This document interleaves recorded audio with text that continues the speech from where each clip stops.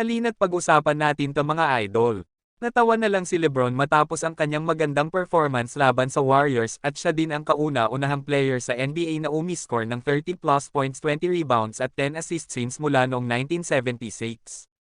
Habang sa pagkatalo naman ng Golden State Warriors ay nagawa pang punitin ni Stephen Curry ang kanyang jersey palabas ng court kung saan ay ramdam na rin ni Curry ang matinding pagkadismaya ng buong fans sa loob ng arena, na isa talaga sa magiging problema kasi ng Warriors ay nasa likod lamang ang Memphis Grizzlies at isang panalo na lang ay tie na sila na hindi rin malayo na bumagsak sila sa pang-13 seed.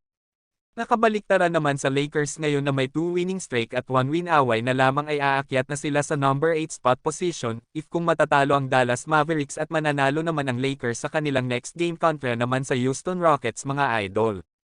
Sa naging laban kanina ng Lakers versus Golden State ay makikitang mukhang okay naman sina LeBron James at Stephen Curry, sobrang intense nga lang matapos ang kanilang palitan ng score at umabot pa ng double overtime. Ngunit ang hindi lang naging okay dito ay ang patama ni Coach Steve Kerr sa kanyang post-interview, na ayon sa kanya ay masyado malaki ang 43 free throw ng Lakers kung ikukumpara di umano sa 16 free throw lamang ng Warriors, na ang ibig sabihin niya pa nga dito ay hindi naging pantay ang tawag ng referee sa magkabilang kupunan, at kulang din daw ang free throw ni Stephen Curry.